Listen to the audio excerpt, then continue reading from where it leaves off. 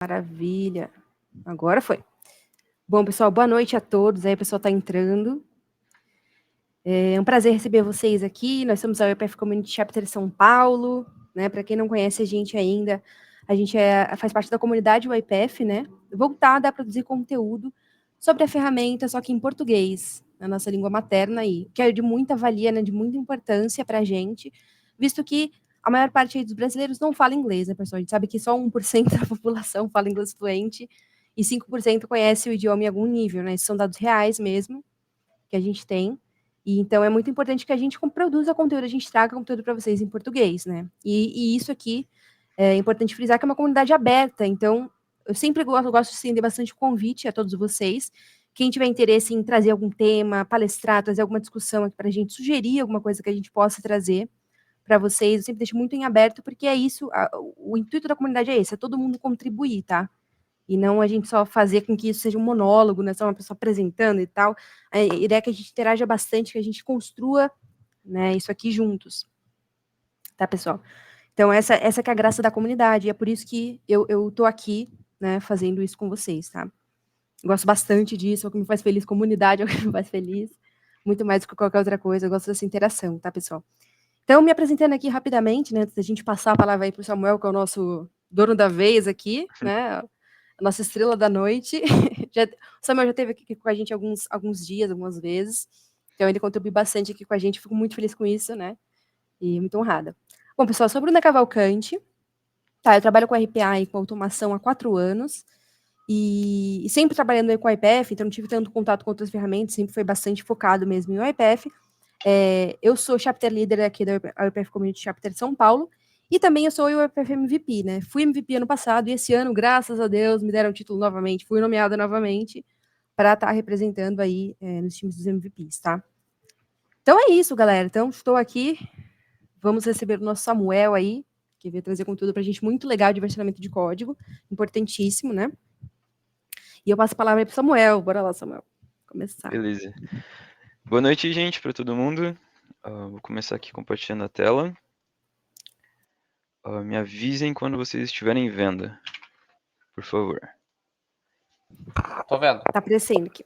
Beleza, obrigado. Beleza, então a gente vai falar um pouquinho aqui hoje sobre versionamento de código, especificamente dentro da UiPath. E vai ser um conteúdo bem prático, vai ter uma parte mais teórica, mas a gente vai ter bastante conteúdo prático, entrando nos sites e vivendo o versionamento na prática mesmo. Beleza? Eu sou o Samuel, para quem não me conhece. Trabalho com RPA, com UiPath, cerca de 2 anos e meio. Tenho 21 anos, sou formado em técnico de eletrônica, estou trabalhando hoje bastante com programação, muito com UiPath, né? Se conectem comigo no LinkedIn, tem o link aqui que vai direto. Gosto bastante de fazer conexões, então podem mandar convite lá, mandarem dúvidas e tal. O conteúdo de versionamento é bem amplo, tem muito conteúdo, muita coisa. Certamente vai ter alguma pergunta que eu não vou saber responder, mas se houver, podem me mandar lá no LinkedIn ou fazer o possível depois para ir atrás, descobrir, pesquisar junto aí para a gente sanar qualquer dúvida que tiver. Não tenho medo também de fazer perguntas, não se retraiam, qualquer coisa assim, pode levantar a mão, pode perguntar, manda no chat, pode me interromper também, qualquer conceito, coisa assim. A gente vai ver bastante coisa hoje, beleza? Tá. Então, agenda da apresentação. A gente vai falar no início sobre a importância do versionamento, o que ele traz de bom, né, para a gente versionar um código. A gente vai ver algumas ferramentas como Git, GitHub, GitLab, essas coisas assim. Vamos passar pelos conceitos e fundamentos, falar assim de commit, repositório, merge, esses conceitos assim que sempre vem quando a gente fala de versionamento.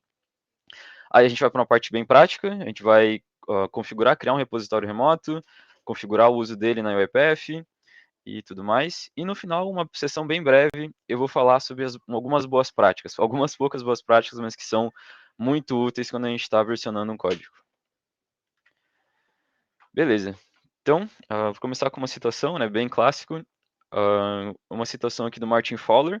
O Martin Fowler ele é autor de livros de software, né, é um desenvolvedor, programador, mas também ele tem alguns livros muito famosos, como Refatoração, Integração Contínua. É uns livros, assim, meio escuros, com uns tons vermelhos. Provavelmente quem já pesquisou livros de programação deve ter visto. E ele diz o seguinte: qualquer projeto de software suficientemente avançado necessita de um sistema de controle de versão para gerenciar a colaboração e o progresso. Então, qualquer software suficientemente grande ou que queira crescer precisa ter um sistema para versionar esse código, esse projeto. Beleza. Então, primeiro tópico, a importância do versionamento. Primeira coisa, queria ouvir de vocês. Quando eu falo assim em versionamento, em versionar código, o que vem na mente de vocês? Pode mandar no chat, pode abrir o microfone e falar, tanto faz.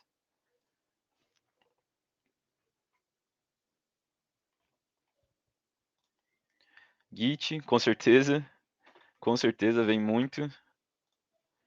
Controle, GitHub, rastrear, sim, bastante. Inclusive a palavra que eu vou colocar ali no slide, que vai aparecer no slide. E é bem isso, gente, é bem nesse o sentido.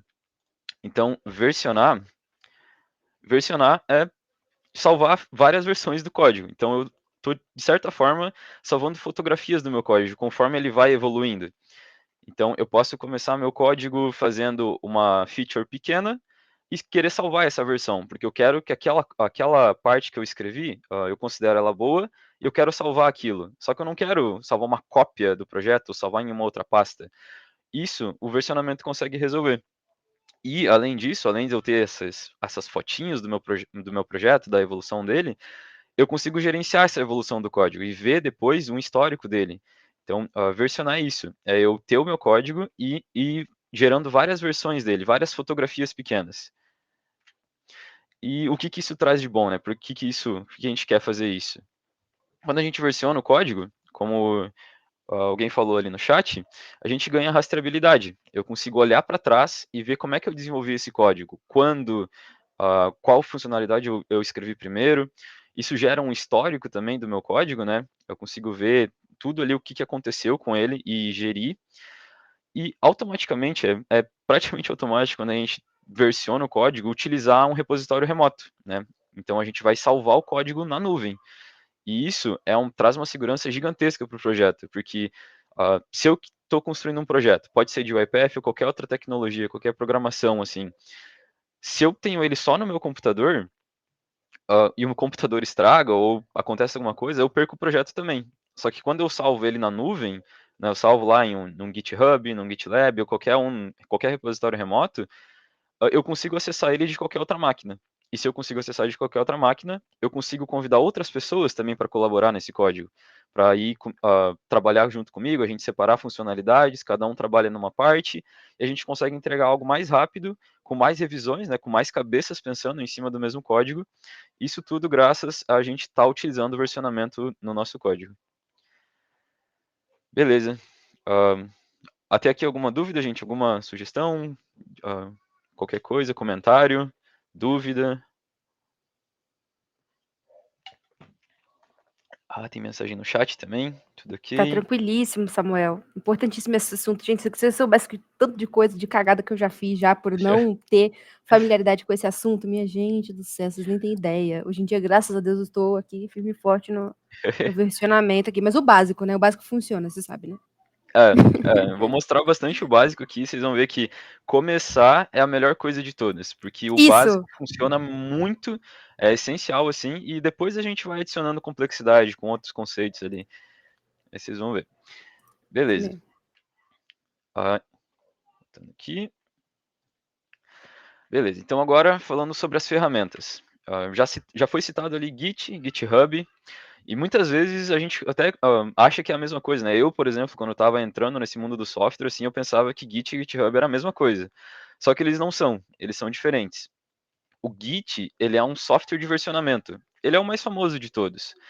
Ele foi criado em 2005 pelo Linus Torvalds, que é o mesmo criador do Linux. Ele é um software de versionamento com controle distribuído, ele não depende de um servidor central, e ele é muito bom para desenvolvimentos não lineares. Como eu falei lá antes, né, a gente quer colaboração do código, né, a gente quer mais pessoas desenvolvendo. Então eu posso ter uma linha do código com alguém desenvolvendo uma funcionalidade e outra linha com outra pessoa desenvolvendo. E depois, com essas pessoas desenvolvendo essas coisas que não são tão juntas, né, são meio isoladas, a gente pode juntar esses trabalhos. Então, o Git é excelente para isso, excelente mesmo. E até por isso, esse é um dos motivos dele ser o mais popular software de versionamento. Mas ele não é o único. Existem outros.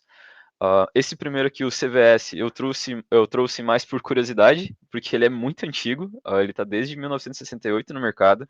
Então, é para a gente ver que versionamento de código não é uma coisa dos anos 90, 80, ele já vem dos anos, final dos anos 60, anos 70, é bem antigo, mas ele não é muito utilizado hoje. O Git é o mais, mas a gente tem outros dois também que costumam ser utilizados, que é o SVN, que ele foi desenvolvido pela Apache, e o TFS, que foi desenvolvido pela Microsoft, e ele integra muito bem com as ferramentas da Microsoft, como o DevOps, entre outras.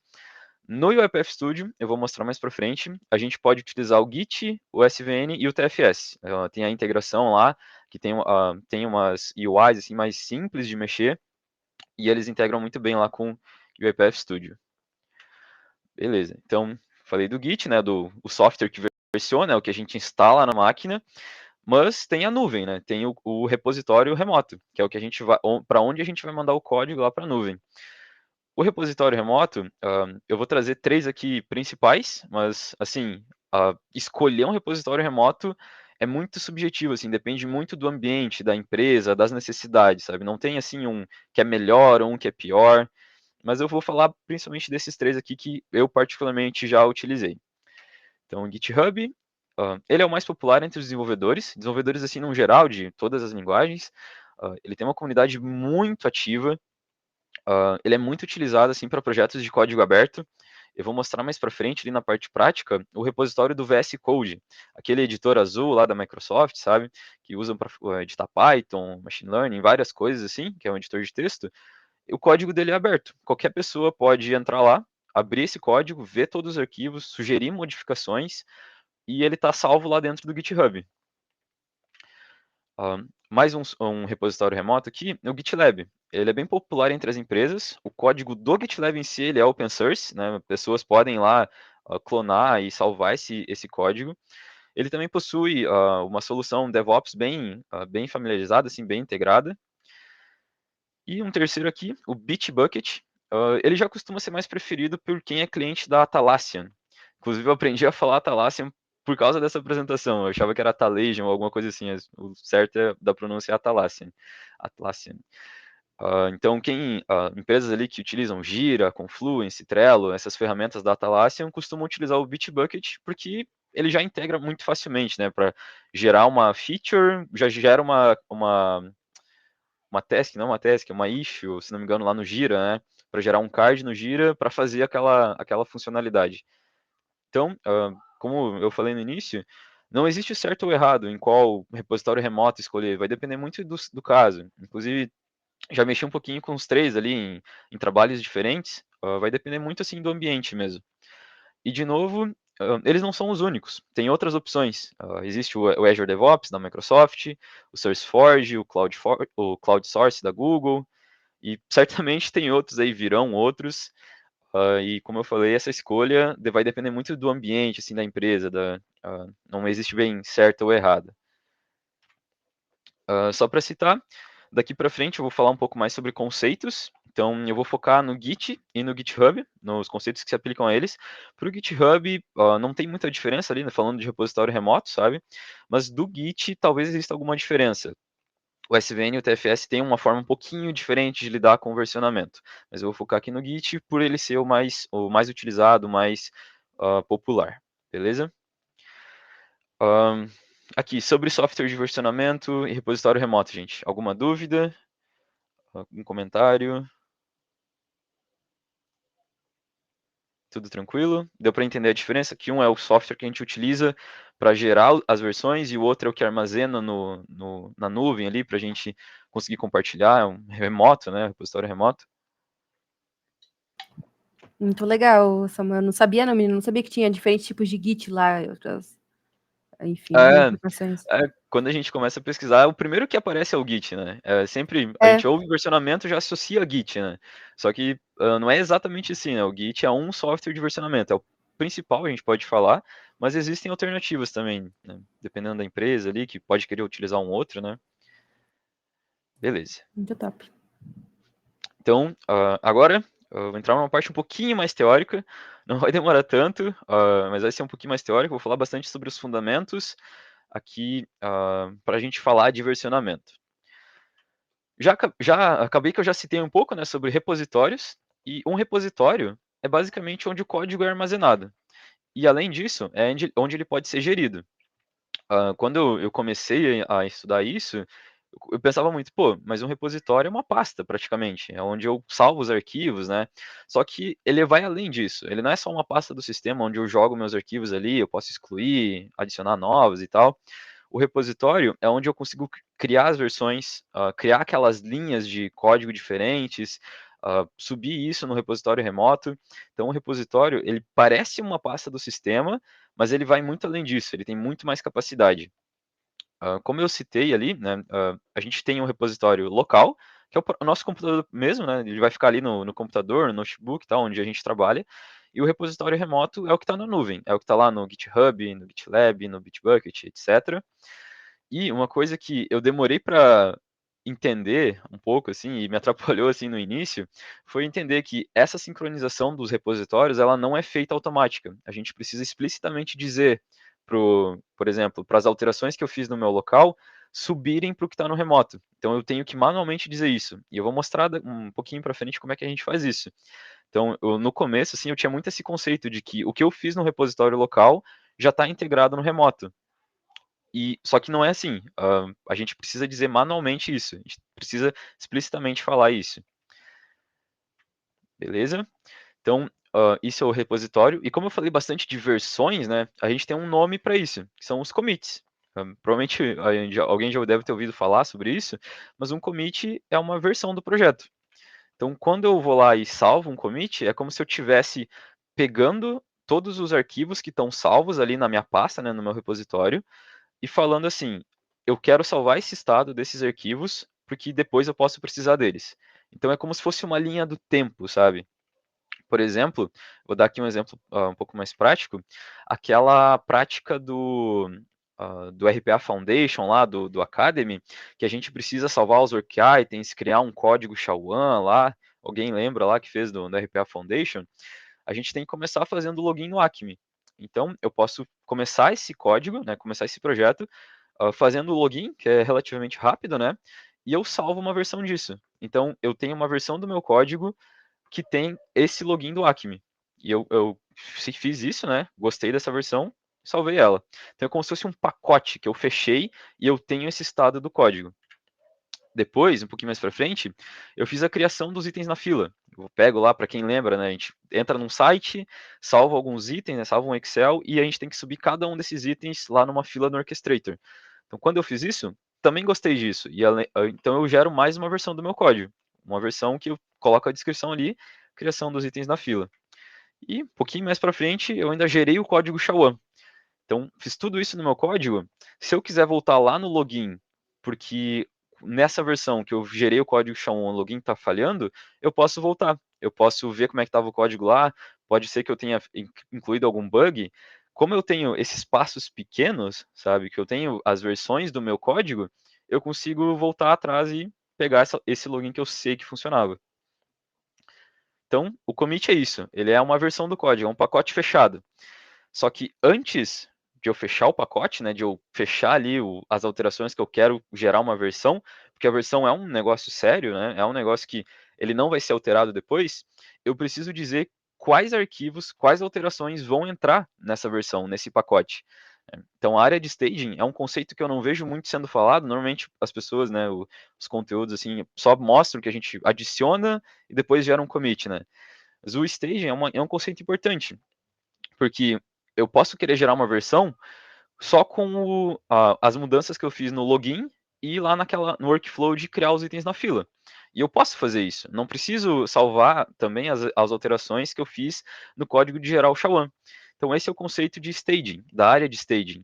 Antes de eu salvar a versão, antes de eu fechar ali o meu pacote com a versão, que isso não vai mudar mais, eu adiciono esses itens dentro da caixa, como se fosse. Então, eu adiciono eles dentro do stage. para aí sim depois eu gerar o commit, que é a versão de fato que não vai ser mais alterada. Até aqui, gente, conceito de repositório, commit e staging. Tranquilo? Alguma dúvida? Eu tenho acho que uma dúvida aqui, ô Samuel, rapidinho, que você falou assim, dessa área de stage, né? Beleza, a gente bota lá Uhum. o que a gente quer botar para poder dar o commit. Isso é tipo dar o git add? Exatamente. Exatamente, é o git Ah, add. Quando a gente faz o git add lá, normalmente faz com um ponto, né, ou com o nome do arquivo, a gente está adicionando isso dentro do git, dentro da área de stage. Eu não fiz o commit ainda. Eu não tenho uma versão daquilo. Se eu fizer lá, olhar as versões do código para trás, eu não vou ter essa versão. Eu estou falando para ele explicitamente que isso aqui, esses arquivos, essas alterações vou gerar uma versão deles. E quando eu gerar o commit, ele vai pegar tudo que está no stage e empacotar, né? Fechar isso e vai ser uma versão que a gente não vai mais mexer. entendi, que bacana. É um conceito que eu não costumo ver muita gente falando assim. Normalmente a pessoa só ia falar, vai no git add, né? Git add ponto e já era. É Mas muito automático, né? é, Agora, quando eu for lá dar o git add, eu já tô entendendo aqui a dinâmica do negócio. é. Vou lembrar Normalmente essa caixinha. porque o add ponto só adiciona todas as alterações, né? Mas eu posso Uhum. querer, assim, se eu trabalhei em um arquivo só e teve mudanças em outros, eu posso adicionar só aquele arquivo. E isso que é o conceito do stage. Eu adiciono antes ali dentro da caixa para depois fechar ela, né? Depois fechar a versão. Muito bacana. Muito legal. Beleza. Então, tá, nada no chat. Como eu tinha falado lá, o repositório remoto e o local, eles não se atualizam automaticamente. A gente precisa dizer para eles serem sincronizados, né, para eu atualizar eles. E a gente faz isso com o pull e com o push. Começando aqui com o push, né, o empurrar, eu estou empurrando as alterações, as versões que eu salvei no meu repositório local, né, no meu computador, para o servidor, para o repositório remoto. Uh, então é um conceito bem simples. O que eu pego o que eu fiz no meu local e subo lá para o repositório remoto. O caminho contrário é o pull. Então, se alguém fez alterações lá no repositório remoto, eu estou trabalhando em equipe, alguém subiu alterações, eu preciso pegar essas alterações. Então, eu vou lá, faço um pull para pegar o que está no servidor e não está na minha máquina. Então, esses dois comandos que a gente vai usar para atualizar, sincronizar os repositórios. Como eu falei antes de linhas, né, linhas do código, são ramificações, né? Pensem como uma árvore que tem as raízes, que eu posso ter várias raízes diferentes do meu código. Isso a gente chama de branch. Então, uma branch é um desenvolvimento paralelo, assim. Então, eu tinha lá pensando de novo naquela prática do código SHA-1 lá do Acme, quando eu fiz essa geração do código SHA-1, pode ser que os seletores do meu login começaram a falhar. Então eu preciso mudar todo ele. Eu posso simplesmente continuar na mesma linha e atualizar esses seletores nessa mesma linha, né, de código? Posso, não tem problema. Só que isso é um pouco mais arriscado. Uma prática um pouco melhor, principalmente quanto mais complexo é essa alteração, essa refatoração que eu preciso fazer, faz mais sentido criar uma branch para isso. Então, em vez de eu alterar os mesmos arquivos ali, a mesma linha do código, eu crio uma outra linha. Essa linha azul aqui, por exemplo, que tem no slide. Aí eu faço as minhas alterações e depois eu integro isso de novo. Aqui eu trouxe o exemplo de uma refatoração, né? Mas é muito comum também fazer branches para funcionalidades. Então, alguém está trabalhando num login, então a pessoa vai ter uma branch para ela. Talvez o login seja uma funcionalidade muito pequena, vai depender do que o time pensar, né? É comum também ter ramificações diferentes de produção, teste e desenvolvimento. É bem comum a gente ter isso, ter uma branch ali que é o que o desenvolvedor está atuando, né, que os desenvolvedores vão estar atuando, aí a gente sobe lá o código para uma branch de teste, que daí vai aplicar os testes, vai rodar ali no ambiente UAT, e aí sim, passou em teste, aí a gente sobe esse código em produção. Então eu tenho muito menos risco de estar alterando o código e acabar subindo um push para a branch de produção, né? Se acontece isso, lógico, vai ter travas, vai ter burocracia e tal, é meio difícil acontecer isso, mas a gente reduz esse risco gerando ramificações diferentes do código, que a gente chama de branches.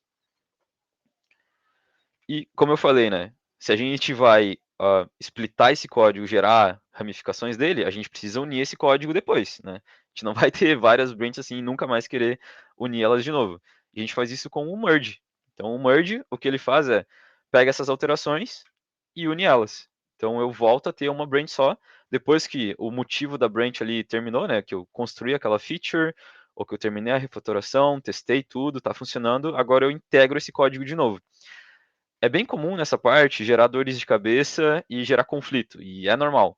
Conflitos, eles são gerados quando o Git não consegue identificar qual mudança ele tem que escolher. É um negócio um pouco difícil, assim, meio chato de resolver. Costuma acontecer quando a gente está trabalhando com mais de uma pessoa, né, trabalhando em equipe, assim, dupla, trios e tal. E eu vou dar uma dica no final lá de como reduzir isso no UiPath Studio, principalmente. Mas o merge é isso. 2 branches ou mais, né? A gente vai juntar as branches para continuar em um desenvolvimento principal na branch. Último conceito, gente, já vai parar a teoria, é o conceito de pull request. Pull request, ele é igual a um merge, só que quando a gente faz um pull request, a gente está pedindo revisão e autorização para unir aqueles códigos. Então, como eu falei lá, né, é bem comum a gente ter uma branch de dev, uma de teste e uma de produção. Eu não posso fazer, eu como desenvolvedor, né, ali no meu cargo, eu não posso unir o código que está direto do meu código de dev no código de PRD, né, de prod. E para a gente ter uma burocracia mesmo, para a gente não ter menos risco disso acontecer, a gente cria uma política que, para unir o código de teste para prod, por exemplo, precisa passar por um pull request. Então, precisa ter alguém que aprove essa alteração, alguém que vai lá revisar o código, ver se não tem nenhum bug, testar as coisas, antes de implementar o código. Geralmente, isso vai ser feito por um tech lead ou um desenvolvedor mais sênior ali, né? Mas o fato é, vai ter alguém olhando para o meu código, antes de eu fazer o merge, né? Vai ter alguém olhando para o meu código, validando aquelas modificações e aí sim aprovando o código ser unificado. Até aí, gente, esses conceitos. Tem alguma dúvida? Alguma sugestão? Um comentário? Alguém já entendia o conceito de staging? Ficou com dúvida nas branches, qualquer coisa? Não tem problema, pode perguntar. Lá no chat também.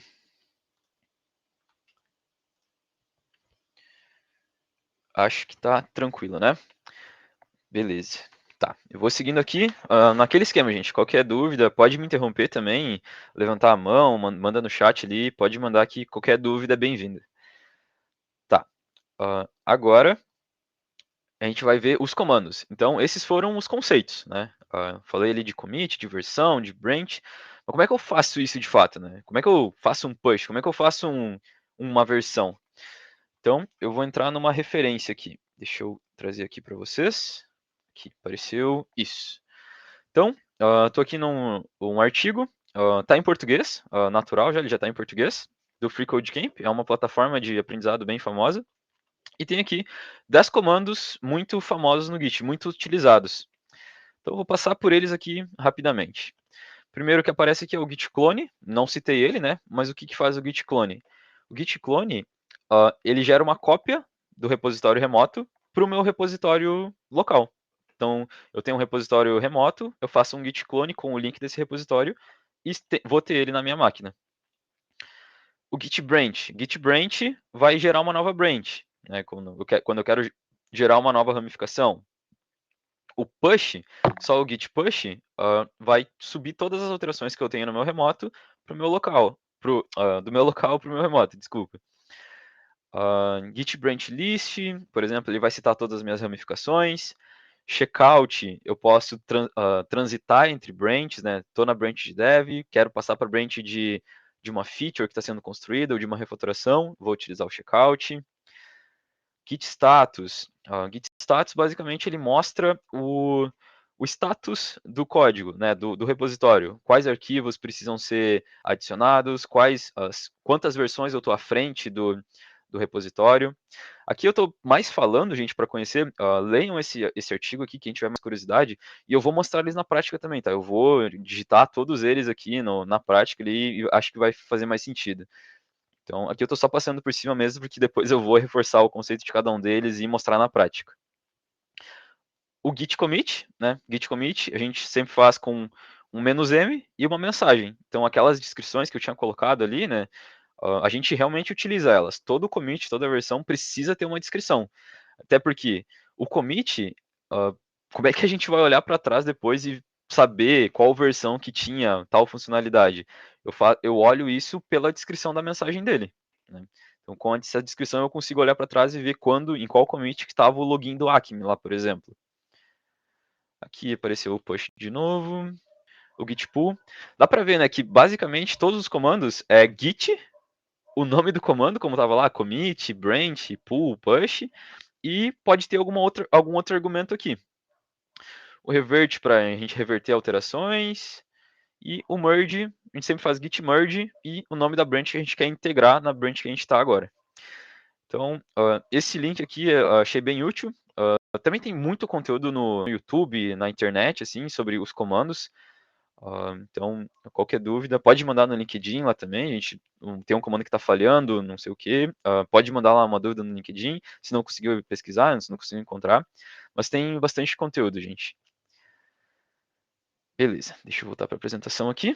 Eu queria fazer isso, eu queria mostrar que, basicamente, os comandos são git, o nome do comando ali, como eu falei, o commit, o push, o status, e pode ter mais algum argumento junto também. Beleza. Então, agora sim, gente. Agora eu vou passar vocês aqui para outra tela. Deixa eu ver como é que eu vou fazer. Aqui, stop sharing. Ó, legal, tem bastante gente hoje. Legal, O gente. Git é bem chatinho, assim, até o momento que você começa a usar, né? Sabe? Começa a ter É, prática. Aí você começa a pegar o jeito, né? Não, eu vou comentar também, gente, que eu tive dificuldade, assim, no início para entender e tal. Assim, eu vou estar muito feliz se eu conseguir convencer vocês a usar o Git e o básico, assim, de gerar um commit, ter uma pipeline, assim, de fazer uma alteração e gerar uma nova versão, subir lá no repositório remoto. Isso é o principal que eu quero hoje. Outros conceitos, como utilizar brands ali, na prática mesmo, isso vai vir um pouquinho depois. Beleza. Tá, me avisem se vocês estiverem vendo aqui uma outra guia, uma guia anônima. Tá vendo? É, Tá vendo? anônima. Tá, beleza. Uhum. Deixa eu sair aqui. Beleza. Ok, então, falando aqui da configuração agora. Primeira coisa, a gente precisa ter o Git, né? Como eu falei, eu vou focar aqui no Git e no GitHub, mas é possível utilizar os outros também, né? Mas por familiaridade minha mesmo, eu vou utilizar esses dois. Então, eu vou digitar aqui git download. Tem o link na apresentação para quem quiser ver depois, mas git download já vai aparecer. Então, baixa aqui para Windows. Eu vou baixar esse setup aqui. Esse aqui é rapidinho. Deixa eu colocar no meu downloads mesmo. 60 megabytes, bem rápido. E ele vai vir com um instalador. Então, vai baixar aqui. Vocês estão vendo a minha pasta, né? Aqui no... Só para Uhum. confirmar. Tá, Tô beleza, tá vendo. certinho então. Beleza. E aqui é uma instalação daquelas bem normais, que a gente só vai apertando install, next, essa coisa assim. Ele vai aparecer assim, aqui, o Git. Então, eu não vou botar para instalar aqui porque eu já tenho o Git, tá? Mas é bem tranquilo, é só dar install e vai dando next ali, ele já vai baixar o programa. Vou tirar esse instalador. Quando estiver instalado, vai aparecer isso aqui. Git bash here, ou git GUI here. Mas outra forma também de ver que ele instalou é abrindo no terminal. Então, eu vou abrir um terminal aqui e digitar git. Se eu digito git, vai aparecer aqui alguns comandos. Então, já significa que, legal, a instalação está tudo ok. Eu deixei um vídeo também, deixa eu tentar abrir ele. É um vídeo que está em português e ele é bem curtinho, 3 minutos. Tá em português, eu achei no YouTube ele. O cara aqui, ele mostra instalando, fazendo todo o passo a passo e a configuração inicial ali do Git. Então, se alguém tiver dificuldade, pode voltar aqui nessa apresentação, pode perguntar agora também, ou tem esse vídeo aqui também. E muitos outros conteúdos na internet também, a gente tem bastante conteúdo. Mas esses foram os que eu trouxe aqui. Beleza. Aí, depois de ter instalado isso, a gente vai fazer o seguinte. Eu vou abrir aqui um bash. O bash, ele é o terminal do Git. E eu vou digitar os seguintes comandos. Esse comando vai estar na apresentação, tá? Então não precisa copiar agora. É git config --global user.name. Aqui eu estou setando o meu usuário, né, condizente com o meu repositório remoto. Aliás, deixa eu mostrar antes no repositório remoto, só antes da gente fazer isso. Aqui, GitHub. Vou entrar no GitHub agora. Beleza, deixa eu dar um sign in. Entro aqui na minha conta. Vai pedir a autenticação de 2 fatores. Beleza. 585. Beleza, estou dentro do GitHub aqui. Então, dashboard, essa é a cara dele. E a primeira coisa que eu queria mostrar, só cortando ali um pouco o assunto do config, é aqui. Eu crio uma conta no GitHub, né, bem simples, eu preciso só de um e-mail e de uma senha, né, bem tranquilo. E eu vou ter que gerar um nome de usuário. Esse aqui foi o primeiro que eu criei, o Samuka47prog. Então, esse nome que eu vou adicionar aqui como username. Então, eu vou colocar Samuka47prog. Configurou. E a outra coisa que eu vou fazer também é configurar o meu e-mail. O e-mail ele é um pouquinho diferente, daí vai ser aqui .email. E meu e-mail é Samuel. Meu e-mail está na apresentação também, para quem quiser pegar lá, mandar alguma coisa. .com. Legal. Então, fazendo essa configuração, eu estou dizendo para o Git quem que eu sou. Né? O software aqui de versionamento, eu estou dizendo para ele que eu sou o usuário Samuka47prog e o meu e-mail é esse aqui. Então, quando eu subir isso lá no GitHub, a mensagem das versões vai estar dizendo que quem fez essas versões foi o Samuka47prog, esse e-mail aqui. Então, uma configuração importante também. Também aparece naquele vídeo ali. Se alguém tiver dificuldade, de novo, pode mandar pergunta e tal, que a gente resolve. Beleza? Então, fiz esses passos. Baixei o Git, instalei, vi que deu certo. Criei uma conta no repositório remoto, que aqui eu estou usando de exemplo o GitHub. Tenho meu usuário, configurei. Agora, antes da gente seguir, antes da gente criar o primeiro repositório, eu queria mostrar aquilo que eu tinha falado. Microsoft VS Code. Aquele editor lá, o VS Code, que é bem famoso, né? Muita gente utiliza ele para Python, para C e em diversas outras linguagens, né, de programação, bem famoso. Ele é um software de código aberto. Então, qualquer pessoa pode entrar aqui. Podem ver, eu estou numa guia anônima, eu estou com a minha conta pessoal, não é nada da empresa, assim, nenhum insider, nada. Qualquer pessoa pode entrar aqui e olhar todo o código. Lógico que não é fácil, né? Tem muito arquivo, tem muita pasta, muita coisa. Mas qualquer pessoa pode entrar aqui, sugerir melhorias, corrigir bugs, fazer muita coisa. A gente pode ver, ó, já teve quase 2.000 pessoas, ó, praticamente 2.000 pessoas que contribuíram com o código do VS Code. Pessoas que ativamente vieram aqui, baixaram esse código, fizeram alterações, e depois que essas pessoas fizeram alterações, elas criaram pull requests, né? De novo, elas não podem, lógico, simplesmente adicionar as alterações delas diretamente no código do VS Code. É preciso passar por uma verificação.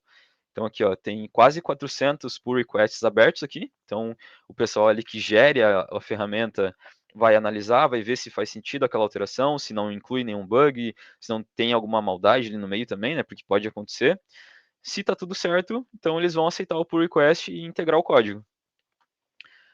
Tem mais algumas outras coisas aqui, como as linguagens principais. A gente vê que tem muito TypeScript aqui dentro do código. A gente consegue ver as branches, tem mais de 800 branches, mais de quase 120 mil commits, né? Muita coisa. Mas também a gente está falando do VS Code aqui, deixa eu ver se aparece o tempo aqui. Com certeza tem anos e anos, né, de execução aqui de desenvolvimento do software. Então, esse é o conceito, né, que o versionamento traz para a gente. A gente consegue gerir o código e traz a possibilidade do código aberto. Né? Então, o VS Code é um exemplo dele aqui. Beleza? Ok. Então, agora vamos para a parte prática aqui. Vamos criar um repositório, mostrar esses conceitos que eu falei ali de pull, de commit, de push, essas coisas, para depois a gente botar um código UiPath aqui dentro. Ok, então vou criar um novo repositório. Repositório com esse nome aqui mesmo, Git Show. Sempre interessante a gente adicionar uma descrição. Né? Então, repositório para apresentação do versionamento do código, daqui, versionamento com UiPath. Vou deixar como um repositório público, então qualquer pessoa depois pode entrar e ver esse código, pode ver esse repositório. Se eu deixar privado, só pessoas que eu convidar, né, usuários do GitHub aqui que eu convidar vão poder ver esse código. vou adicionar um README. O README é basicamente a introdução, né? Então, é leia-me em inglês, justamente para que a pessoa, antes de sair olhando o código, veja qual que é a descrição dele, né? Qual que é a introdução básica ali desse código, desse projeto. Então, é isso. Eu dou um nome, uma descrição. Aqui eu vou deixar público, mas se eu quiser eu posso deixar privado. Vou adicionar um README e vou criar o repositório. Então, essa aqui é a cara do repositório remoto. Lógico, não lembra ali o do VS Code, porque o do VS Code é muito maior, mas um repositório zerado é assim que a gente vê. Ok. Aqui a gente pode ver que ele já gerou uma versão, né, a primeira versão, primeiro commit. Tem uma branch só, que é a branch main, a principal. Que mais que aparece aqui? Aqui está mostrando o meu README, então tem essas características aqui. E basicamente isso. Então, agora, vou aplicar um daqueles comandos que a gente viu lá no artigo. Eu vou clonar esse repositório. Quando eu estou clonando, eu estou pegando o repositório remoto e fazendo uma cópia dele, um clone, na minha máquina. Então, eu vou copiar o HTTPS aqui e fazer um git bash. Abrir o bash, então abriu aqui nos downloads. Vou fazer um git clone, com espaço, git clone. E aqui, gente, ele é baseado no Linux. A gente não faz um colar, né, um Ctrl+V com Ctrl+V. Então a gente pode usar aqui o Shift Insert do teclado que vai colar o que a gente tem lá na área de transferência. Vou fazer isso, vai clonar, beleza. Git show. Então aqui eu tenho um repositório. Se eu abrir agora o git, o bash, né, nesse local aqui, deixa eu abrir ele aqui, git bash here, ele já vai mostrar aqui a main. Então está mostrando qual branch que eu estou. Então eu já sei que eu estou dentro de um repositório. É um repositório do Git. Legal. Deixa eu fazer um git status aqui para mostrar para vocês. O git status é o comando lá que eu falei que mostra o status dos arquivos no repositório. Então ele está me dizendo aqui que a minha branch, né, a minha ramificação que eu estou trabalhando, que é a principal, a única que tem, está atualizada com a origem, né, com a origem do main. O origin main é o repositório remoto. Não tem nada para comitar e nada na árvore de trabalho aqui. Então, eu estou exatamente igual ao repositório remoto, tanto porque eu acabei de clonar, né? Então, vou fazer uma alteração. Eu vou entrar nesse README e vou adicionar aqui um Happy Automation. Happy Automation, beleza. Vou salvar. Salvei essa alteração no arquivo. E essa alteração que eu fiz no arquivo, ela ainda não é uma versão. E ela ainda não está nem na área de stage. Ela não é nada, por enquanto, para o Git. Tanto que se eu fizer aqui o Git status agora, ele vai aparecer assim. Não tem nenhuma versão nova ainda, mas ele sabe que existe uma alteração, né, uma change, uma alteração, nesse arquivo aqui, no readme.md. Então ele já sugere para mim, né, que eu fiz alteração aqui dentro do meu repositório, só que isso ainda não está em lugar nenhum. Então, primeiro, eu vou adicionar ele na área de stage, utilizando o git add. Eu posso utilizar git add ponto. O git add ponto simplesmente pega todas as alterações de uma vez só e bota dentro do stage, bota dentro da caixa lá, para a gente lembrar da analogia. Ou eu também posso dizer o nome dos arquivos que eu quero adicionar. Então, eu vou escrever aqui readme.md. Beleza.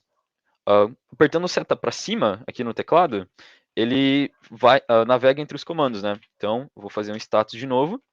E agora ele fala o seguinte: tem mudanças que não são versão ainda. Mudanças que estão no stage, elas estão staged, né? Estão lá no stage, mas ainda não são uma versão. Então, agora eu vou gerar uma versão. Vou utilizar o git commit -m. E aqui é a mensagem que eu vou colocar. Vou colocar o Happy Automation, que foi a única coisa que eu escrevi.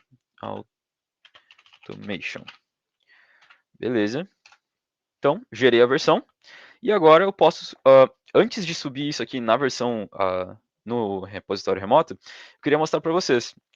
Eu tenho essa alteração aqui, né, o Happy Automation, só que no repositório remoto, isso ainda não existe, porque eu não disse explicitamente que essa alteração tem que subir para o remoto.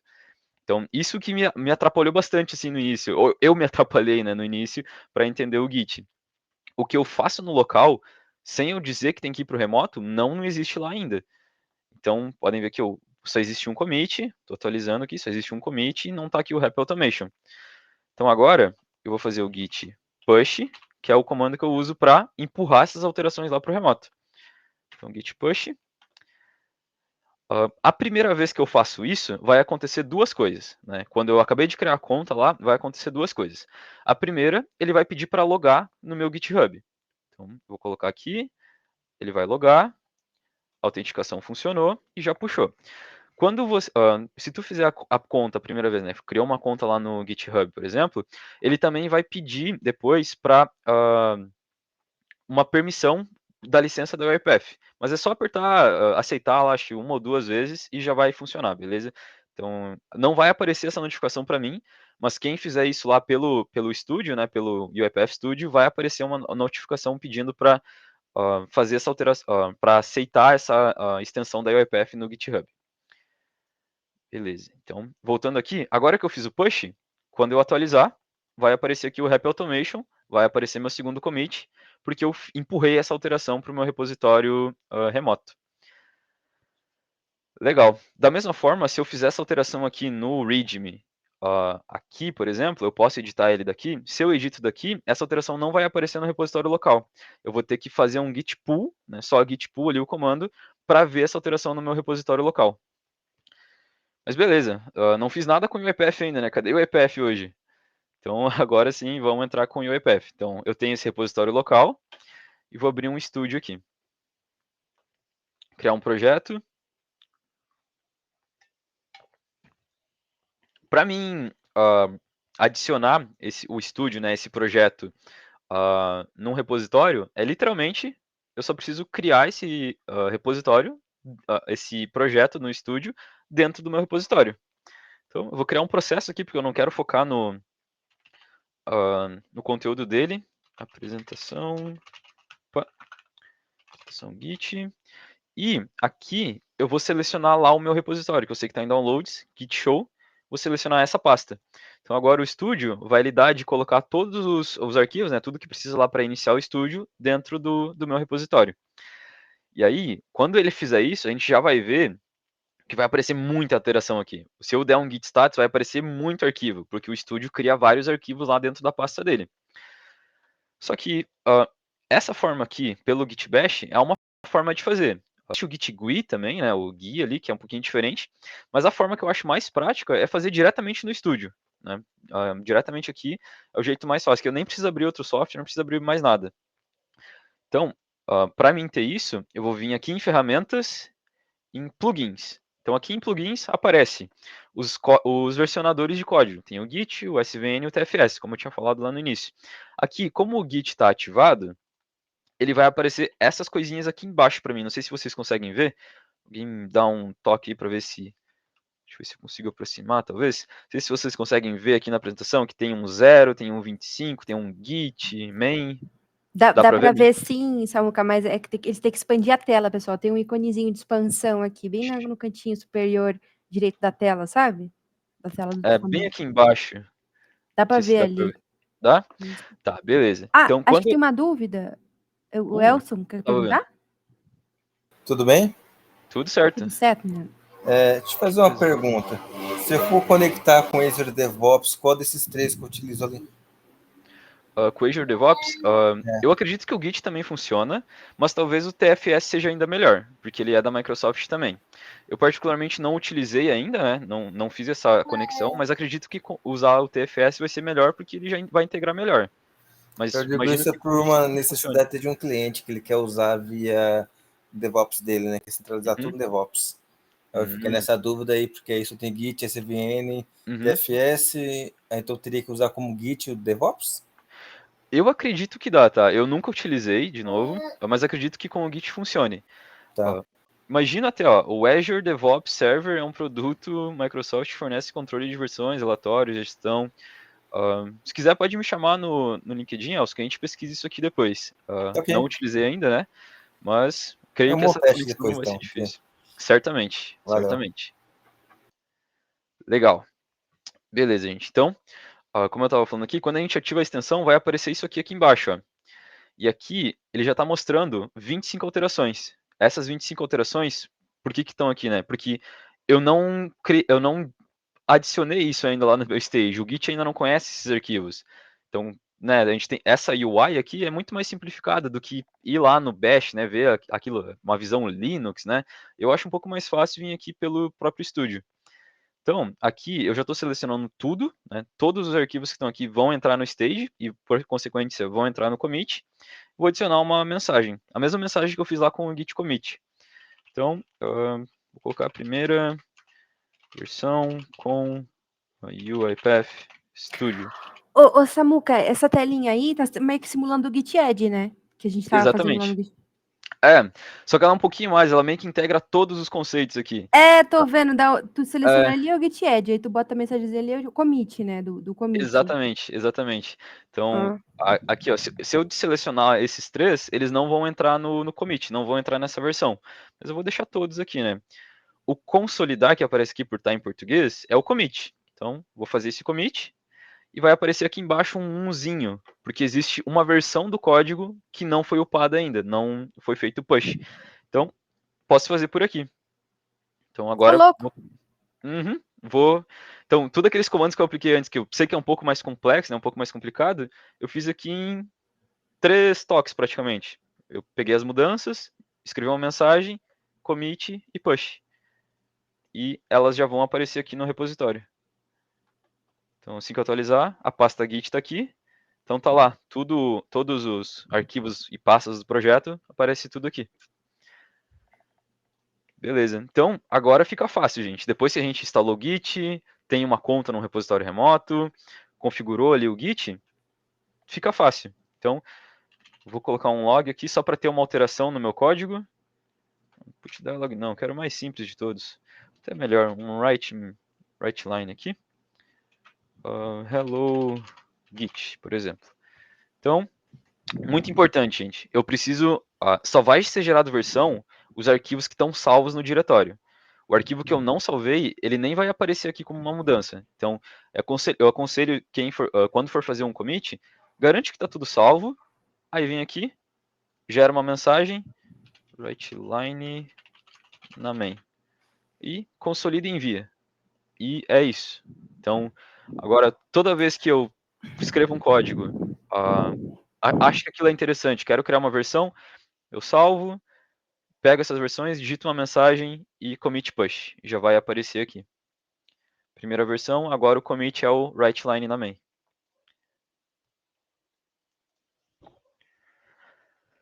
Beleza? Com relação a isso, gente, tem alguma dúvida? Tem alguma... Samuel, eu Fale. de novo. E eu, Sam? Vou incomodar de novo aí, mas... Não, fale, por favor. Uma pergunta, como é que fica os arquivos do IPF lá no Git mesmo? Passou meio rápido, ele não consegui enxergar. Ele fica exatamente igual à pasta. Igual a pasta do projeto, né? Exatamente. E as pessoas que fazem os commits aí, onde que aparecem os usuários que modificaram? Aparece aqui nos commits. Então, se a gente vem aqui no histórico, né, que é aquilo que eu falei num dos benefícios, ele vai aparecer aqui, ó, Samuca 47, commitou há 2 minutos atrás. Né? Se for outra pessoa, né, de outro computador, vai aparecer o Elson, por exemplo, fez um commit aqui também. E no IPF ele comita direto, faz um push direto e tem como mandar para fazer um pull request ao invés de um push direto? Pull request pela UiPath aqui, deixa eu ver, acho que a gente tem que vir aqui por gerir os remotos, aqui, ó. Não usei por aqui direto, normalmente eu, quando faço isso, né, eu subo a minha versão na minha branch e entro aqui nos pull requests, né, do time lá. Eu faço um novo pull request. Aqui direto pelo estúdio, não sei se tem como fazer. Acredito até que tenha, mas não vou saber te responder agora, Elson. Tá bom. Deixa eu ver. Acho que aqui acho que não tem como. Mas tá bom. Por aqui, né, a gente abre um pull request, unindo ali as duas branches e já une os códigos. Tá bom. Deixa eu ver uma outra coisa aqui. Ô, Samuel, sabe se dá para fazer o quê? O pull request do estúdio? Pelo estúdio. Nunca cheguei a fazer por aqui, talvez em gerir ramos. Tá em português também, um pouquinho estranho, mas eu prefiro por causa da apresentação, né? Deixa eu ver. Eu acho que pull request direto pelo estúdio, acho que não funciona. Acho que a gente precisa fazer aqui pelo repositório remoto, né? O GitHub, por exemplo. Eu acho que uns 2 anos atrás eu usava essa parte aí do estúdio do Git, né? Só que era tão automático, eu não lembro de fazer pull request, não. Eu acho que Dá só. pra fazer. Eu acho que geralmente o desenvolvedor só vai e só manda direto para ele mesmo, vai imitando. Eu só dava o commit push só. E pronto. Você consegue fazer o pull sim, tá? O pull Tô request? olhando aqui. Isso. É esse extrair aí. Isso, mas esse não é só o pull? Esse não vai só baixar o que está no remoto para minha máquina? Para baixar, acho que você usaria o clone, né? Isso, mas eu digo assim, pegar as alterações que foram feitas Tipo aqui. pull, né? Isso, Sim. se não me engano. Porque na versão em inglês ele tá como pull rebase. Rebase. Isso. Ele tá escrito rebasear ali, ó. Rebasear ali. Verdade. Mas acho que isso ainda é diferente do que o Elson pediu. Ele falou sobre o pull request, para integrar o código ali com produção ou teste, né? Uhum. Mas beleza. Aí eu acho que seria no Manage Branch mesmo. No GI Ramos, talvez seja ali. Isso. Talvez. Giri. É uma boa pergunta. De qualquer forma, aqui no remoto, certeza que dá para fazer. A gente abre um pull request aqui e já vai incluir as branches. Beleza. Rapidinho, gente. Bem rapidinho mesmo. Deixa eu voltar à apresentação aqui. Slide atual. Só para falar algumas boas práticas para vocês. Deixa eu trocar aqui.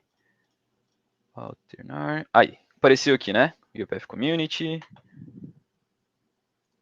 Apareceu? O slide? Apareceu. Tá aparecendo Beleza, aqui. beleza. Ótimo. Então, algumas boas práticas bem rápido, tá? Vai estar no slide também. Gerem muitos commits. Não pequem por falta de commit. A cada alteração assim que tu vê que fez sentido, que quer salvar, gera um commit. E sempre tentem usar uma mensagem descritível, assim, que tu lembre o que foi alterado naquela versão. Uma boa prática que eu uso, assim, que me ajuda a lembrar disso é, se a mensagem do commit está muito longa, sabe, tem, sei lá, mais de 100 caracteres, assim, provavelmente tem mais alteração do que aquele commit deveria ter, sabe? Então, nas próximas, é melhor commitar antes para commitar menos coisa, porque com isso a gente vai ter um histórico melhor. Uma outra dica aqui, quando criarem branches, é bom ter uma nomenclatura, como feature, bug fix, refatoração ou refactor, né, alguma outra coisa ali, mas é muito legal ter um padrão com o time. Já vi lugares que colocam as tags das tasks, por exemplo, tipo uma tag de card 150 e aí, no nome da branch, sabe? É uma boa prática também, mas vai depender muito do ambiente, né? E uma outra coisa aqui, quando estiver trabalhando em equipe, né, estiver trabalhando ali com mais de uma pessoa, né, com 2 ou 3 pessoas no mesmo projeto, a comunicação é muito importante, porque o conflito aqui no código EPF, né, ele é um XAML lá, ele é um pouco difícil de interpretar, não é uma linha de código que a gente entende fácil. Então, evitar com 2 pessoas mexerem no mesmo workflow é uma prática que ajuda muito a reduzir os conflitos, né, porque quando aconteceu o conflito é difícil, é mais difícil de saber qual parte escolher dentro do estúdio ali, quando a gente vai resolver o conflito. Então, comunicação, planejar, por exemplo, uma pessoa vai mexer no login, a outra vai gerar o código SHA-1, né? Aqui voltando no exemplo do RPA Foundation. É uma prática muito interessante porque isso vai evitar conflitos e vai evitar dor de cabeça. E uma outra dica de ouro aqui que eu costumo utilizar é quando fazer o merge, utilizar o "-x", "-x" maiúsculo theirs ou ours, porque quando eu vou integrar, ele vai tentar resolver os conflitos, ele não vai saber qual escolher. Se eu uso o theirs, ele vai sempre utilizar o código da branch que eu estou integrando, né? A que está vindo para a minha branch que eu estou agora. E quando eu utilizo o ours, se houver conflito, ele vai selecionar o código que está na minha branch. Então, isso aqui ajuda bastante, assim. Quando eu descobri esse comando, foi magnífico, assim. E referências, vídeos, bastante coisa ali, tem algumas outras coisas. Acessem aqui, tem bastante conteúdo legal que eu vi nesses links. E é isso, gente. Nossa, in time.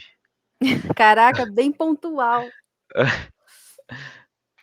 Cara, o Júlio mandou um link aqui, ó, Git Emoji Dev. Legal usar isso aqui para entrar Nossa, no commit também.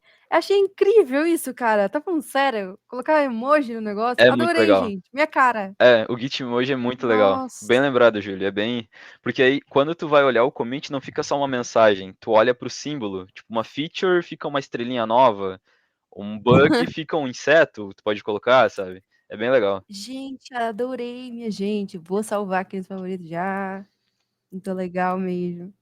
O Júlio tá com E a aí, mão galera, levantada? cadê as dúvidas? Tem dúvidas? O Júlio tá. Júlio, diga aí, menina. Só habilitar o áudio. Uhum.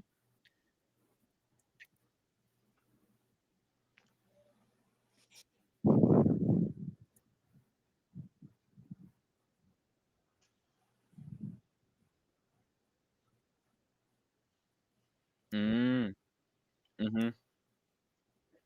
É.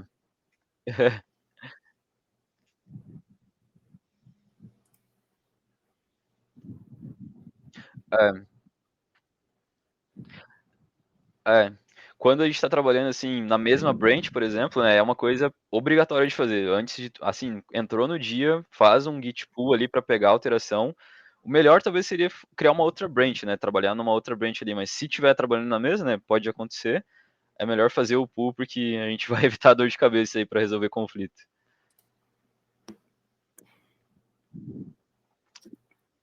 Valeu, Júlia. Muito, muito legal, galera. Mais dúvidas aí? Podem mandar no chat por escrito, tá, pessoal? Quem não quiser falar aí.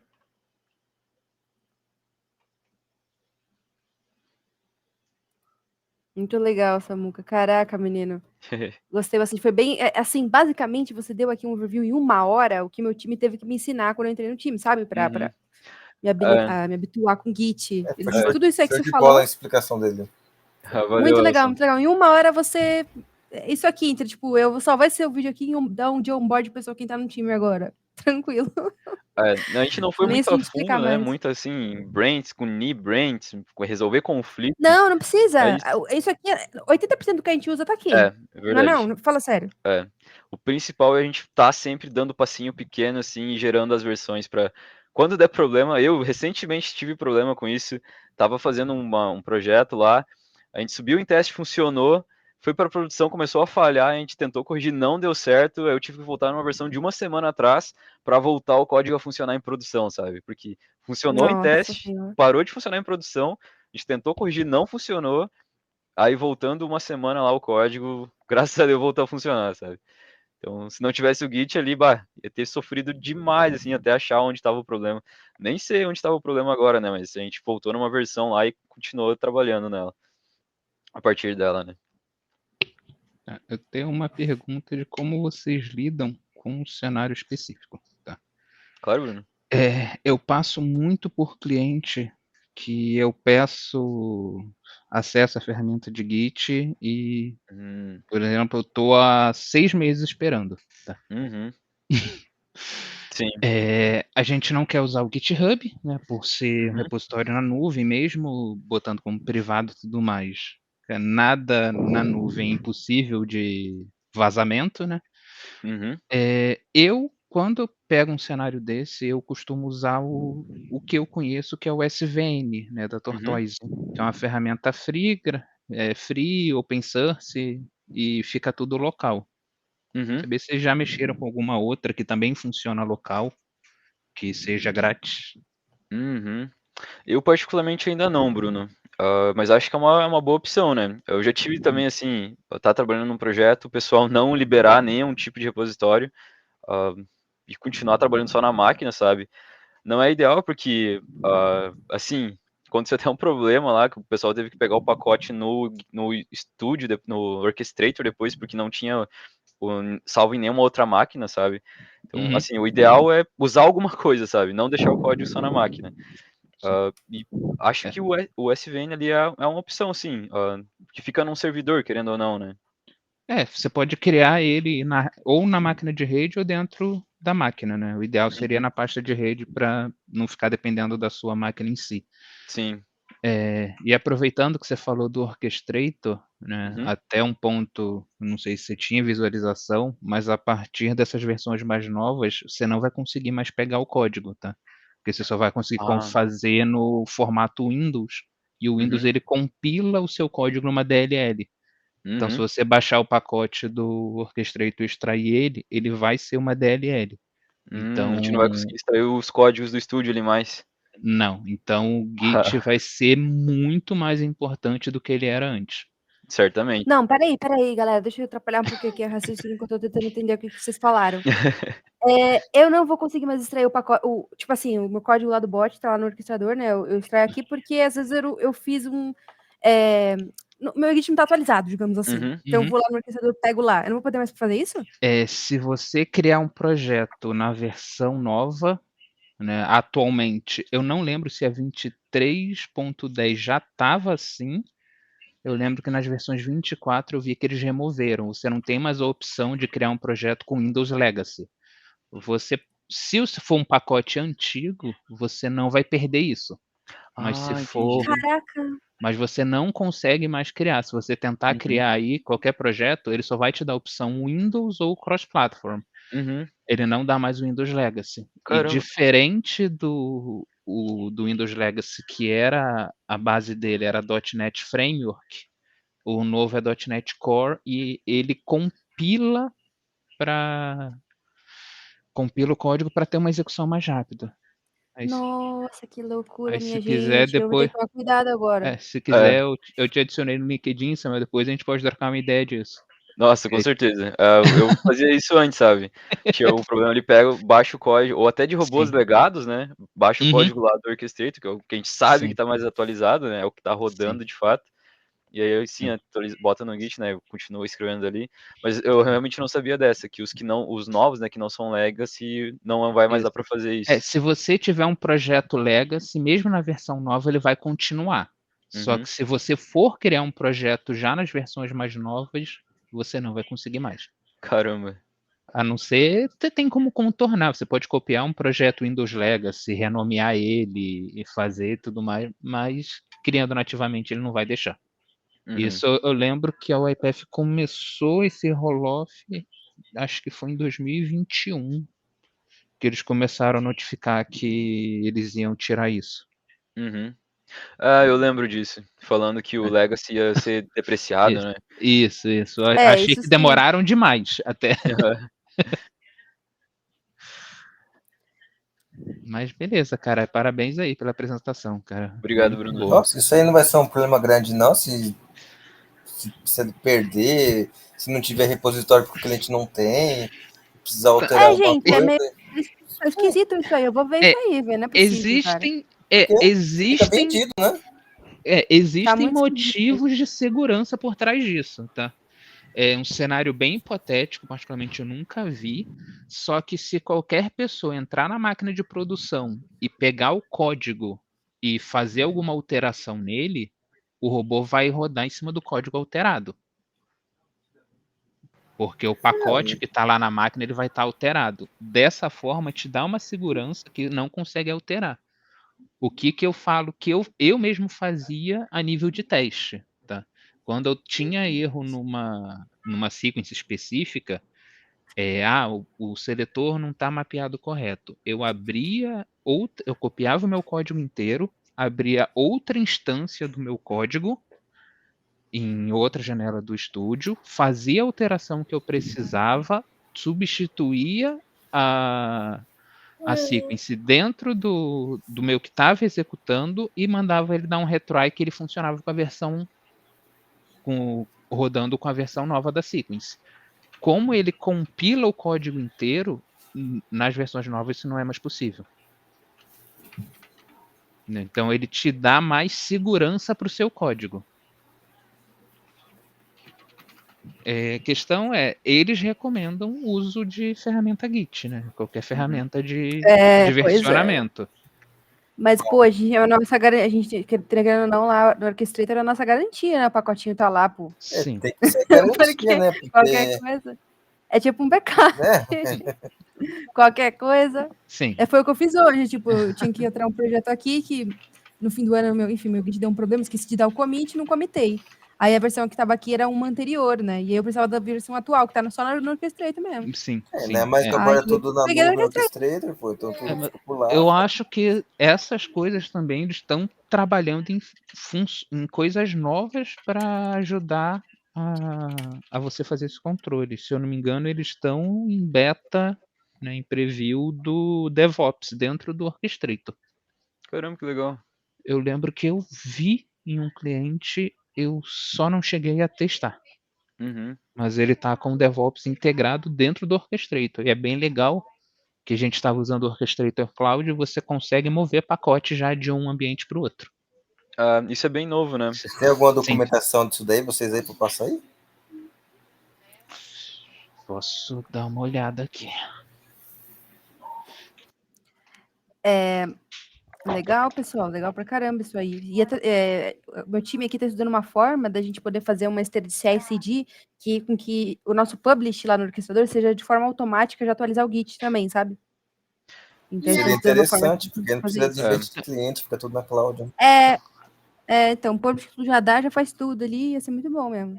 Procura esse DevOps do Orchestrator, tá? Tem bem chance de ter algo isso talvez até pronto. Eu tô tentando. O DevOps? Tá, beleza. Acho que é Automation Ops que eles colocaram. Automation Ops, Isso. Acho que é bem o que o GSK comentou ali no chat, de ter uma pipeline automática, né? Acho que é bem isso que vai entrar agora. Isso. Mas assim, pessoal, quanto mais automático fica o negócio, a gente perde a parte conceitual. Isso que o Samuel passou aqui é valiosíssimo. Quando a coisa fica muito automática, eu fui aprender Git, gente, praticamente ano passado. Porque até hoje, as esteiras que eu participei foram todas automáticas, eu não sabia, não tinha conhecimento desses comandinhos, sabe? Nunca precisei fazer manual. Então é legal a gente ter o teórico, né? Tá, eu vou mandar o link aqui que eu encontrei. Muito legal, galera. Mais alguma pergunta aí?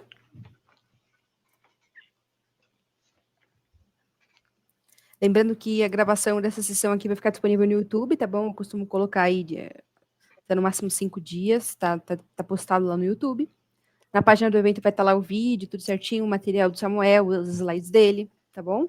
Bacana, show de bola. Beleza. Parabéns aí. Obrigado, gente. Valeu pela presença. Muito obrigada, pessoal, pela participação de vocês. Foi ótimo, viu? E parabéns, Samuca. Obrigado.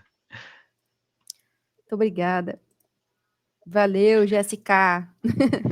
Jéssica parece nome de funkeiro. GMC. GSK. MC GSK. Deixa eu encerrar aqui a gravação. Meu Deus do céu, todo esse papo aqui foi gravado. Eu esqueci de parar antes.